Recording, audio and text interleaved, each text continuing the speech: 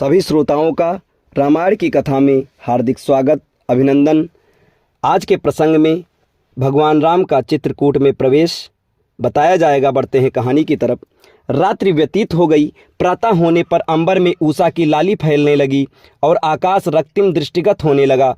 राम, सीता और लक्ष्मण संध्योपासनादि से निवृत्त होकर चित्रकूट पर्वत की ओर चल पड़े।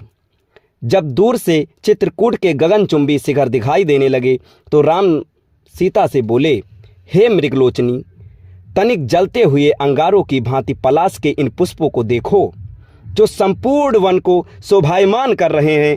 ऐसा प्रतीत होता है जैसे पुष्पहार लेकर ये हमारा स्वागत कर रहे हैं।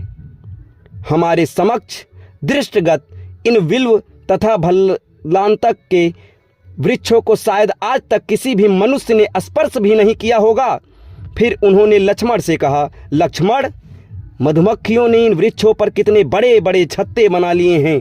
वायु के झकोरों से गिरे हुए इन पुष्पों ने संपूर्ण पृथ्वी को आच्छादित कर उस पर पुष्पों का सैया बना दिया है। वृक्षों पर बैठे तीतर अपनी मनोहर ध्वनि से हमें आकर्षित कर रहे हैं। मेरे विचार से चित्रकूट का ये मनोरम स्थान हम लोगों के निवास के लिए सब प्रकार से योग्य है। हमें यहीं अपनी कुटिया बनानी चाहिए। मुझे निसंकोच बताओ कि इस विषय में तुम्हारा क्या विचार है।